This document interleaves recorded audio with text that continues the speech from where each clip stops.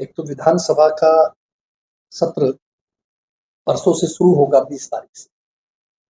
Budget session भी हो गए और विधानसभा के सत्र के लिए कल हमने 19 तारीख को दोपहर 12 बजे चंडीगढ़ में सीएलपी की मीटिंग बुलाई है कांग्रेस विधायक दल की, जिसमें सेशन के अंदर जो कार्रवाई होनी है, जिन साथियों ने विधायकों ने काम रोको प्रस्ताव देने हैं, सरकार के कामों की जानकारी लेनी है, अपने अपने क्षेत्र की समस्याएं रखनी है, उन सब बारे में कल विस्तृत रूप से विचार विमर्श उन साथियों से किया जाएगा।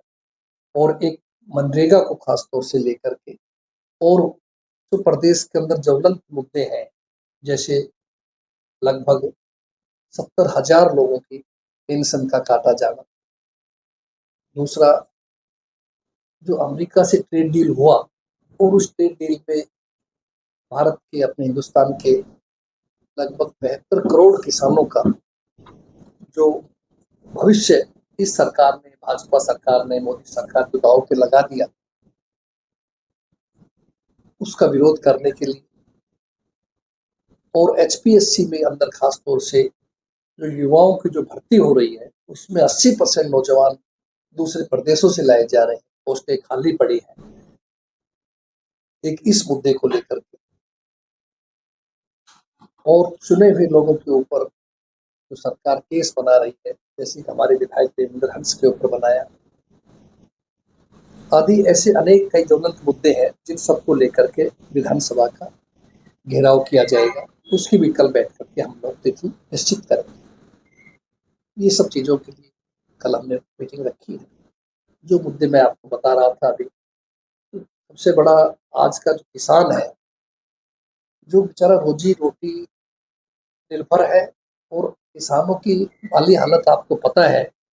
इस समय जो ताज़ा रिपोर्ट आई है, 1,83,000 रुपया हर किसान परिवार पर औसतन कर्ज है अपने हरियाणा के अंदर। तो इसलिए और पूरे देश में चौथा नंबर है किसान की कमजोर हालत है।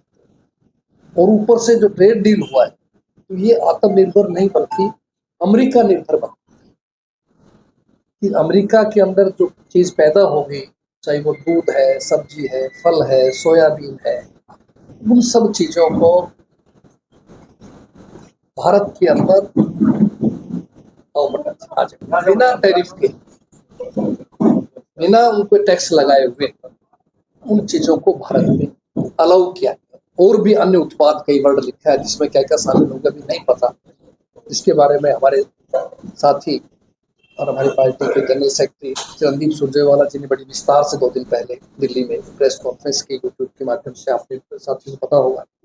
उन सब चीज़ों को बड़ा आंकड़ा दिया है कि एक चीज़ का नोट करके भाई ये पौधा होती है, इस तरह इन राज्यों के अंदर हमारा कपास पैदा होता है या सोयाबीन पैदा होता है। तो ये सब चीज़ें हैं जो पूरे देश का किसान बड़े संकट में आ जाएगा। मैं कहता हूँ पहले किसान गरीबी में है, आत्महत्या करता है बेचारा, और मजबूर हो जाएगा। तो बड़ा ये हमारे लिए बड़ा नहीं, इस बात है सोचने विषय है हमारे लिए। तो ये महत्वपूर्ण विषय है, इसको हमने रखा है। अभी जब से कांग्रेस पार्टी ने ये आवाज़ उठाई पेंशन के मामले में, आपको पता सरकार को न्यूट्रल लेना पड़ा। और हमने कहा भाई बात ये है कि पेंशन ये तो एक अधिकार है, बुजुर्गों का मान सम्मान है, आप इसको किसी आय से मत जोड़िए। अब उसमें जो परिवार फैमिली आईडी, परिवार पहचान पत्र, तो क्या है उसका नाम तो परेशान पत्र रख देना चाहिए। सब आदमी बहुत दुखी है उस चीज़ से, तो इसलिए उसको आड़ पर लगा करके, उसको बहाना बना करके इन लोगों ने ये पेंशन काटी गई। और लगभग चुनाव के बाद से 14 लाख जो है आपके राशन कार्ड जो आपके हैं, बीपीएल कार्ड जो है अब तक काट दिए पूरे प्रदेश के अंदर। तो ये आपके सामने स्थिति है। तो ये सब चीज़ों को लेके कांग्रेस पार्टी बड़ी गंभीर है, मजबूत विपक्ष की भूमिका अदा करते हुए बराबर संघर्ष कर रही है सड़कों पे।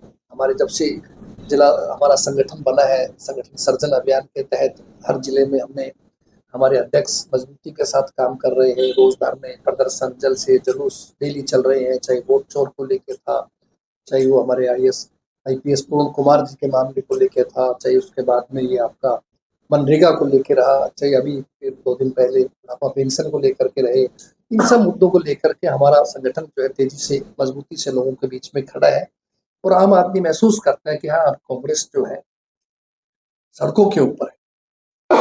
न केवल हमारा संगठन, कांग्रेस के साथ साथ महिला कांग्रेस जो हमारी बहन जी हमारे आए बैठे आपके सामने, इनके द्वारा भी, हमारे युवक कांग्रेस का द्वारा आप देखा, कल पंचकुला के अंदर ही प्रोग्राम हमारा रखा था। कहीं हमारा केकेसी है, कहीं किसान कांग्रेस है, कहीं ओबीसी है, हमारा एससी सेल है, सभी सेवा दल है, सभी डिपार्टमेंट्स अपने तरीके से जोरदार तरीके से सड़कों के ऊपर है और पूरी मजबूती के साथ कार्य कर रहे हैं। ये सब चीजें थी जिनके बारे में हम चाहते थे कि लोकतंत्र का चौथा स्तंभ है हमारे प्रेस के भाई, और आप लोगों से एक विशेष अपनापन रहा, तो इस नाते से भाइयों से बात करें, बैठ के चाय पी के, और हम सब लोग इस बारे में विचार विमर्श करें। ये चीजें हैं जो मुख्य रूप से आपके सामने है। फिर भी कोई आपकी तरफ से एक कानून व्यवस्था का जरूर मुद्दा था बीच में जो मैं भी बोलने जा रहा था। कानून व्यवस्था का मैं समझता हूँ हरियाणा बनने के बाद शायद पहली बार इतनी खराब स्थिति है कि आए दिन रोजाना रंगदारी मांगी जा रही, धमकियां मिल रही, इतने करोड़ रुपए वहां भिजवा दीजिए, हत्या, डकैती, अपहरण, बलात्कार, ये रोज की घटनाएं। और सबसे बड़ी बात है कि चोरी वगैरह पहले भी होती थी, मैं नहीं कहता कि चोरी बंद नहीं पहले, लेकिन पुलिस का एक बड़ा कंट्रोल होता था, अब वो कंट्रोल खत्म। मैं उदाहरण दूं, नारनौल के अंदर, मेरे अपने गांव के अंदर एक चोरी हुई। मैंने सभी अधिकारियों से इस बारे में बात, और मेरे ख्याल 2 महीने से ऊपर हो गए उस बात को, ये जानते हुए किस व्यक्ति ने चोरी की, फिर आप पुलिस ऐसा है। नहीं तो पहले हम देखा 24 घंटे 48 घंटे के अंदर पुलिस हमारी इतनी तत्पर रहती थी, कहीं भी अपराधी जाओ छोड़ती पकड़ लाया करती। अब तो मोबाइल युग आ गया, पहले मोबाइल ही था तो भी बहुत मजबूती से काम करते थे। तो मैं समझता हूँ कि भाई सरकार का प्रशासन पे कोई कंट्रोल नाम की चीज, अब एक विधायक नहीं, अगर अधिकारी फोन नहीं उठाता है तो उसको क्या कार्य, विधायक जाके मिलेगा बेचारा, लोग दुखी करेंगे। जब मिलता है और वो अपने आप को ऐसा महसूस करता है, तो कोई अपशब्द कहने के बजाय, चलो कहीं किसने पकड़ा दिया, पेट में होता है साथी को झुंझुना दे दिया, तो उन्होंने कहा साहब अगर काम नहीं करो झुंझुना ले लो बात में। तो अक्सर देखा है, कई बार देखा है हमने पक्ष के अंदर से, कोई सत्ता में हो, चूड़ियां दे देते हैं, भाई तुम काम नहीं कर चूड़ी ले लो, घर बैठो चूड़ी पहन बैठ जाओ, इस टाइप की बातें होती है, जनरल सी बात, उसी उठा के एमएलए के खिलाफ एफआईआर लॉन्च कर देना। तो ये सब चीजें साबित करती है कि भाई सरकार का जो है कोई नियंत्रण नहीं है। आम तो आज भी अखबार में आया हुआ है, स्पीकर महोदय खुद कह रहे हैं कि हाँ बहुत से विधायक को शिकायत है, अधिकारी उनकी बात नहीं सुनते, अधिकारी जो है फोन नहीं उठाते, तो ये बेलगाम हरियाणा के अंदर। ये सब चीजें हैं जिनको लेकर के कांग्रेस पार्टी आने वाले विधानसभा सत्र के अंदर जोर शोर से बातें उठाएंगी, सरकार को पूरी तरह से घेरेंगे। और हम भी अपनी तरफ से हर जिला कांग्रेस के अंदर किया है, आगे भी करेंगे। और बहुत जल्दी ही मैं हर जिले के अंदर एक बार स्वयं फिर जा रहा हूँ। सभी जिले की जो नई कार्यकारिणी बनी है, लगभग हमारे 30 जिलों की कार्यकारिणी बन चुकी है। अब बहुत शीघ्र ही हमने ब्लॉक अध्यक्षों का लिस्ट आउट कर रहे हैं, ब्लॉक की कार्यकारिणी आउट करेंगे, और हमारा प्रयास है संगठन को मजबूत बनाएंगे, बूथ लेवल तक, ग्राम लेवल तक, नीचे तक जाकर के हमारा संगठन मजबूती से खड़ा हो। और अनुशासन हमारी इसमें मुख्य रूप से मेरे बनने के बाद में पिछले 3-4 महीने से ये हमने प्रायोरिटी रखी।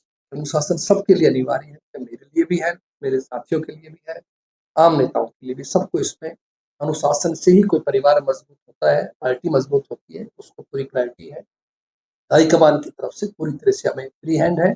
और ये बात भाई पूछते हैं तो मैं पहले ही बता देता हूँ, हरियाणा में किसी प्रकार कोई गुटबाजी, सब एक।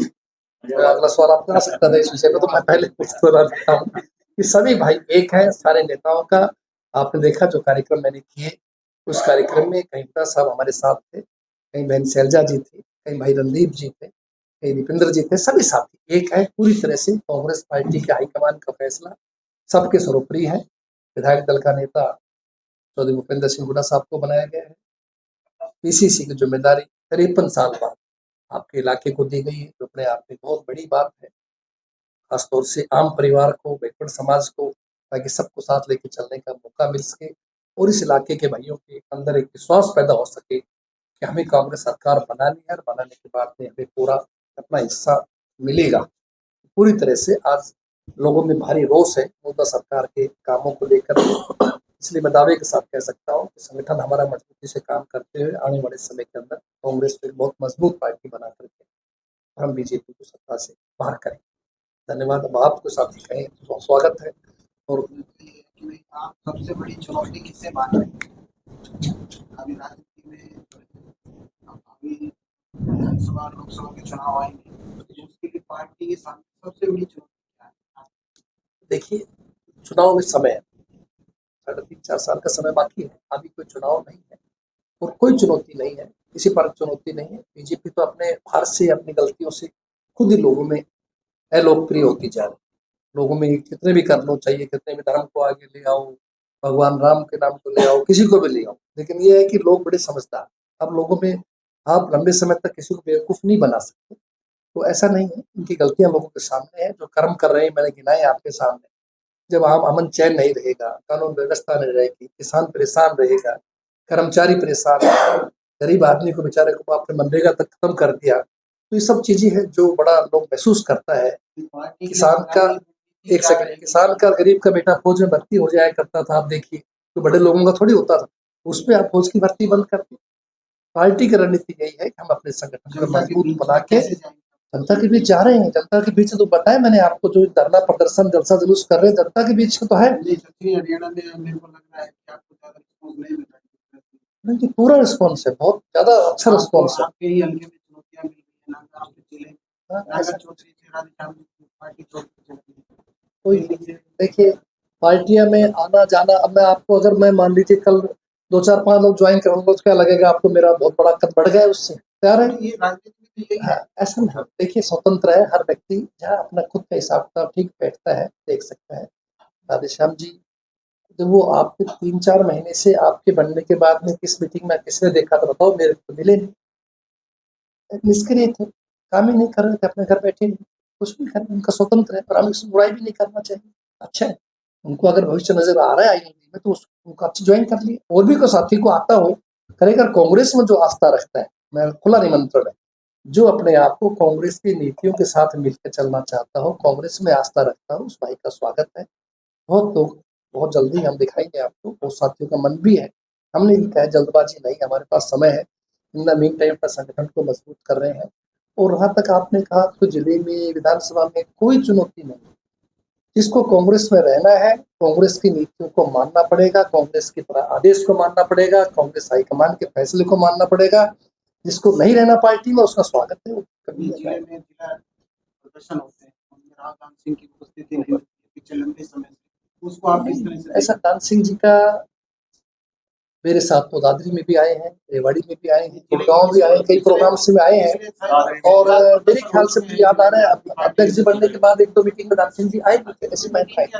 और रही बात, देखिए नया संदेश जाता है कि वो पार्टी से दूरी बनाए। हाँ नहीं, आपका ठीक है, आपका कहना अपनी जगह वाजिब है, लेकिन कई बार क्या होता है, जैसे आज ही आप पूछ लोगे, सपोज करो कि जी आज प्रेस कौन, दान सिंह जी क्यों नहीं, कोई कैंडिडेट थे वो यहाँ से, भाई ये तो एक अकस्मात हो गया। तो कई बार आदमी की कोई मजबूरी हो, प्रोग्राम तय होते हैं, उनमें शेड्यूलिंग में कई बार कोई ड्यूटी भी कई बार लग जाती है आदमी कहीं ना कहीं, तो ऐसा नहीं, आप मान कर चलिए, चाहे राव दान सिंह जी हैं, चाहे बहना नीता जी हैं, चाहे मंजू जी हैं, कप्तान साहब हैं, सभी साथी इस मामले में पूरी तरह से पार्टी के साथ हैं, मेरे साथ हैं। सब मिलकर अपने अपने तरीके से पार्टी को मजबूत कर रहे हैं। और मुझे पूरा भरोसा है कि जब जब भी और जरूरत पड़ेगी वो और मजबूती के साथ काम करें। तो हमारा सबका लक्ष्य एक, वो है पार्टी को मजबूत करना। और मैं पार्टी को फर्स्ट मानता हूँ, नेता को बाद में मानता हूँ। मैं हमेशा कहता हूँ साथियों को, हमारे लिए पार्टी फर्स्ट है, हम लोग बाद में। व्यक्तिगत नारों की भी पसंद नहीं करता भाई, पार्टी का नारा कांग्रेस के लगाओ, बड़े लीडर है हमारे, सोनिया जी हैं, खड़गे साहब हैं, राहुल जी, आप उनके चक्कर में लगाओ, अच्छी बात है, हमारे लिए सब सम्माननीय है और सबको साथ लेके चले। पार्टी ने राहुल जी ने इतना बड़ा विश्वास किया है कि आपको जिम्मेदारी सौंपी है कि सोच समझ के सौंपी होगी, ऐसे थोड़ी सौंपी कि भाई ये सबको साथ, और सारे बढ़िया है, बहुत अच्छी तरीके से काम कर रहे हैं। और आप देखना, आप प्रधानी के अंदर ही मजबूती से और ग्राम पार्टी का तेजी से बढ़ेगा और हरियाणा में अपना राज बनेगा आपके सहयोग से। दक्षिण हरियाणा के पानी के लिए पहले ही बहुत कम पानी आ रहा है। अभी सरकार राजस्थान के साथ वोट किए 10% पानी को दिया जा रहा है। हाँ, ये फैसला आज ही मैं भी देख रहा था, शायद आज के पेपर ज्यादा आउट हुआ है, चल रहा था मामला। देखिए, हरियाणा के लोगों को प्राथमिकता मिलनी चाहिए मेरे हिसाब से कि भाई जहाँ तक हमारे इलाके का प्रश्न है तो पानी बहुत नीचे गहरा जा चुके हैं और लोगों को बहुत सी जमीनें बेकार पड़ी है। बाकी अभी इसको आज फैसला आया है, हम भी तसल्ली से इसको मंगा के स्टडी करते हैं, अभी देख नहीं पाए तो जल्दबाजी में आपकी नजर पड़ी थी। बाकी कोई भी फैसला अपने प्रदेश को जरूर प्रायोरिटी रखते हुए ही करना चाहिए। फिर भी क्योंकि मैं इस बारे में ऐसा ऑफिशियल बयान आज नहीं दे पाऊंगा, अभी आपको तो एक बार स्टडी करके देख के ही फिर हम दे पाएंगे उस बारे में। बाकी सरकार को चाहिए कि पूरी तरह से अपने प्रदेश के लोगों का भी ध्यान रखे, वो हमारे लिए सर्वोपरि है, पहले प्रदेश हित फिर देश हित। बीजेपी ने यूजीसी जो कानून लेके आए हैं, अभी तक ना तो पक्ष और न विपक्ष का कोई नेता इस पे बोल रहे हैं, क्या ये कानून ठीक है या गलत? देखिए जी, मैं तो इस बात को मानता हूँ, व्यक्तिगत मेरी निजी राय है, पार्टी की राय तो अब सामने आई जाएगी कि कोई भी कानून हो संविधान को दायरे में रखकर ही करना चाहिए, संविधान को मानना चाहिए। और हमारे लिए कांग्रेस के लिए संविधान सबसे बड़ा है। हम लोग तो लड़ाई लड़ रहे हैं लोकतंत्र को बचाने के लिए, संविधान को बचाने के लिए। आप देखिए, आप जब लोकसभा का सत्र होता है, ये विधानसभा का होता है, दोनों ही सत्र जब होते हैं, बजट सेशन पे या गवर्नर एड्रेस पे और लोकसभा में राष्ट्रपति जी के भाषण पे कोई भी चुना हुआ विधायक, न केवल नेता बल्कि चुना हुआ विधायक अपने क्षेत्र की, अपने प्रदेश की, अपने देश की और विदेश नीति पर बात कर सकता है। किस तरह से आपके सामने लोकसभा में हमारे नेता राहुल गांधी जी जो चर्चा कर रहे थे भारत और चाइना के रिश्तों के ऊपर, तो जनरल नरवणे की किताब का जिक्र कर रहे थे, तो कितनी बुरी बात है कि आप उनको बोलने तक नहीं दिया। क्या एक अधिकार नहीं है कि आदमी नहीं बोल सकता? हमेशा बोला जाता है, विधानसभा में खुद भी 3 बार अनुभव है विधायक रहने का मुझे, तो हमेशा हर व्यक्ति बोल सकता है, कह सकता है। लेकिन यह है कि भारतीय जनता पार्टी संविधान से कोई कार्य नहीं करती, संवैधानिक संस्थाओं को पंगु बना दिया, अपने अधिकार में ले लिया, जबरदस्ती की काम कर रहे हैं और इस तरह से लोग इस बात के लेकर काफी नाराज हैं। राज्यसभा सीटों को लेकर शेड्यूल जारी हो गया। आज हुआ है, बिल्कुल ठीक है। तो कांग्रेस से कौन भावी? देखिए, ये फैसला पार्टी हाईकमान करती है, लेकिन मैं इस बात दावे के साथ कह सकता हूँ, एक व्यक्ति कांग्रेस से और एक भारतीय जनता पार्टी से नंबर्स के मुताबिक बने और पूरी तरह से मुझे भरोसा है इसमें कोई गड़बड़ किसी प्रकार की नहीं होगी। जो पार्टी हाईकमान हमें आदेश करेंगे, किसी भी व्यक्ति को जो भी नाम आएगा उसको स्वीकार करेंगे। हमारे सभी विधायक इस मामले में सब एक है पार्टी के साथ। ठीक है, तो धन्यवाद है मेरी तरफ से। और पेश होने के बाद पता लगेगा। मुख्यमंत्री जी कह रहे हैं हमने 14,500 ऐसा कुछ लिखा है कि सुझाव आए हमारे पास में, कितने सुझाव वो मानेंगे, कितने वो लागू करेंगे उसके बजट के, तो पेश करने के बाद ही कोई प्रतिक्रिया दी जाएगी। लेकिन मैं जरूर ये कहना चाहता हूँ कि बजट ऐसा पेश होना चाहिए जो प्रदेश के गरीबों के हित का हो, प्रदेश के किसानों के हित का हो, प्रदेश के कर्मचारियों का हित का हो, प्रदेश के नौजवानों का, युवाओं के हित का हो। ऐसा बजट होना चाहिए जिसमें सभी वर्ग राहत महसूस करें, उनको लगे हाँ वास्तविकता के अंदर की बात है। लेकिन यह है कि भारतीय जनता पार्टी, उनके नेता लक्ष्यदार भाषण ज्यादा होता है, रिजल्ट्स कम आते हैं। आपके सामने चुनाव की लाडू लक्ष्मी योजना का जिक्र किया था, तो देनी चाहिए थी ना, आपको क्या दिक्कत है? हमें महिला अध्यक्ष बैठी है हमारी, अब वो उसमें आपने कानून लगा दिया बाद में, नहीं क्राइटेरिया बना दिया कि साहब इसमें आप 1 लाख तक की आय कर दी, शायद 80 करी। आपको खुले मन से स्वीकार करना चाहिए, तब करो आप, अच्छी बात है। जनता ने आपको वोट दिए हैं और वोट भी कहाँ दिए, खरे चोरी से ही वोट गड़बड़ करी होना, जनता ने तो नहीं चाहती सरकार बने लेकिन चलो जैसे भी हो, बना ले, इन लोगों ने भी बनी करके बना ली। अब की बार मार्जिन इतना बड़ा रखेंगे हम लोग के आसपास नजर नहीं आएंगे।